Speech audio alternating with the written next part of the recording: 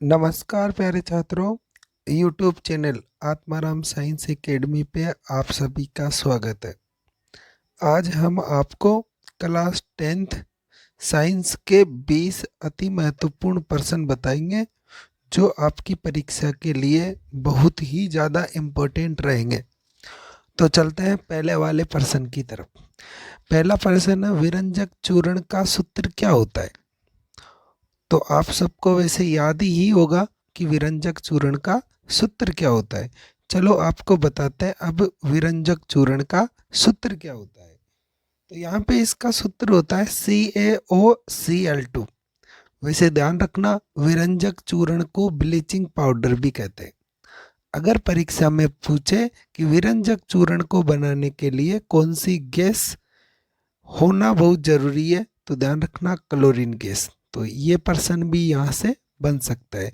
तो अभी तो आप विरंजक चूर्ण का सूत्र अच्छे से याद कर ले।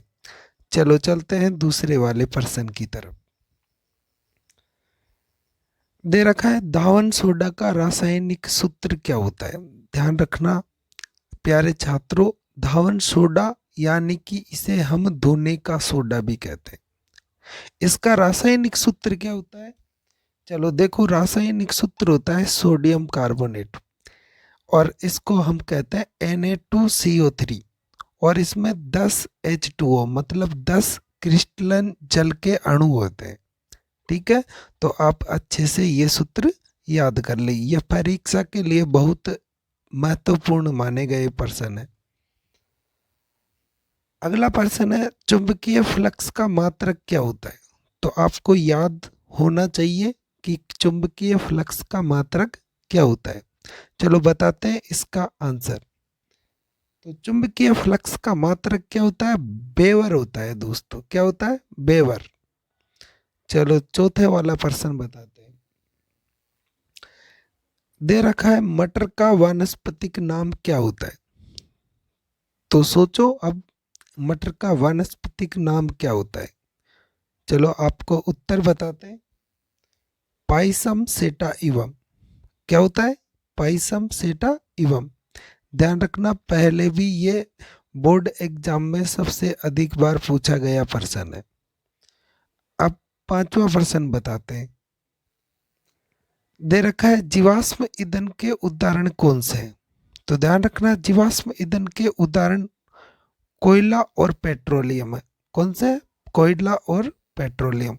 चलो अगला प्रश्न बताते हैं। श्वसन वर्णक कौन सा है? यानी कि मानव शरीर में जो श्वसन वर्णक जो पाया जाता है ना, वो कौन सा होता है? तो ध्यान रखना, अभी परीक्षाओं में सबसे ज्यादा इसी प्रश्न को पूछा जा रहा है। तो कौन सा है? उत्तर बताते हैं आपको, हीमोग्लोबिन। कौन सा होता है? हीमोग्लोबिन होता है। अगला सातवां प्रश्न, आवेश का मात्रक क्या होता है? तो ध्यान रखना, कूलाम होता है। क्या होता है? तो आप आवेश का मात्रक अच्छे से पढ़ लें। अगला आठवां प्रश्न है, बहुत ही महत्वपूर्ण प्रश्न माना गया है इसे। कोशिका विभाजन को प्रेरित करने वाला हार्मोन कौन सा है? चलो सोचो, अब कौन सा हार्मोन है वो? चलो इसका उत्तर है साइटोकाइनिन। कौन सा हार्मोन है? साइटोकाइनिन। ये जो साइटोकाइनिन होता है, ये पादप हार्मोन है। ठीक है, तो आप अच्छे से ध्यान रखें। अगला नौवां प्रश्न है, लार में उपस्थित एंजाइम कौन सा है? ठीक है, तो ध्यान रखिए आप, लार में कौन सा एंजाइम उपस्थित होता है? तो इसका आंसर है टाइलिन। क्या आंसर है इसका? टाइलिन। तो आप याद रखें, ये लार ग्रंथि के द्वारा स्रावित होता है दोस्तों, टाइलिन जो। अगला 10वां प्रश्न है, पीतल का संघटक क्या है? तो ध्यान रखना, इसका संघटक क्या है? जस्ता प्लस तामा। 11वां प्रश्न है, नर में वर्षण ग्रंथि से स्रावित हार्मोन कौन सा है? यानी कि जो नर रहते हैं ना, उसमें स्रावित हार्मोन कौन सा होता है? तो इसका उत्तर है टेस्टोस्टेरोन। तो आप अच्छे से याद रखें, ये प्रश्न भी कई बार परीक्षा में पूछा जा चुका है। अगला है 12वां प्रश्न, श्वास नली की लंबाई कितनी होती है? तो याद रखें कितनी होती है? 5 इंच। अगला प्रश्न है गंगा सफाई योजना कब प्रारंभ हुई? तो ध्यान रखना 1985 में प्रारंभ हुई। इसके बाद में 15वां प्रश्न है चिपको आंदोलन कहाँ हुआ? एक बात ध्यान रखना कि जो खेजड़ली में हुआ था ना, जोधपुर के जो खेजड़ली गांव में, वो भी चिपको आंदोलन ही था। लेकिन एक और चिपको आंदोलन हुआ था, वो कहाँ हुआ था? गढ़वाल क्षेत्र के रेनी गांव में हुआ था। ठीक है, आप इसको अच्छे से याद रख कर ले। अगला प्रश्न बताना चलो दोस्तों। 16वां प्रश्न है घरों में विद्युत धारा का संयोजन किस क्रम में होता है? जिसे ध्यान रखना कि जो ये संयोजन होता है ना, ये दो प्रकार का क्रम होता है, वैसे तो श्रेणी क्रम और समांतर क्रम। लेकिन प्रश्न में पूछा है कि घरों में विद्युत धारा का संयोजन किस क्रम में होता है, तो इसका उत्तर बताते हैं समांतर क्रम में। ठीक है, किस क्रम में? समांतर क्रम में। चलो अगला प्रश्न बताना आप। 17वां प्रश्न है घरों में प्रवाहित विद्युत धारा का विभवांतर का मान कितना होता है? यानी कि विभवांतर बताना है, तो कितना होता है? 220 वोल्ट। ठीक है, ये वोल्ट नहीं, वोल्ट है, वोल्ट। 18वां प्रश्न बहुत ही इंपॉर्टेंट प्रश्न है। भोजन का सर्वाधिक पाचन किस भाग में होता है?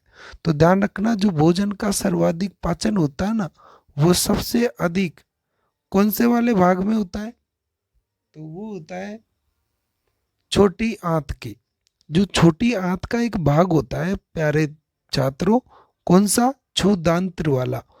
उसमें सबसे अधिक क्या होता है? भोजन का सर्वाधिक पाचन होता है। अब बताते हैं 19वां प्रश्न।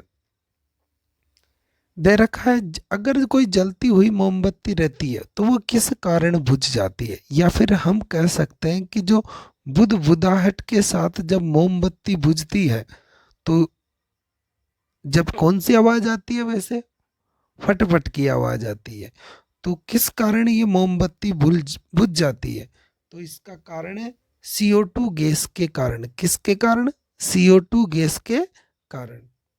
चलो अब हम आपको बताते हैं 20वां प्रश्न, और इसका वीडियो का लास्ट प्रश्न है ये। दे रखा है चुंबकीय क्षेत्र की तीव्रता का मात्रक क्या होता है? तो ध्यान रखना चुंबकीय क्षेत्र की तीव्रता का मात्रक क्या होता है? तो इसका मात्रक होता है ओरस्टेट।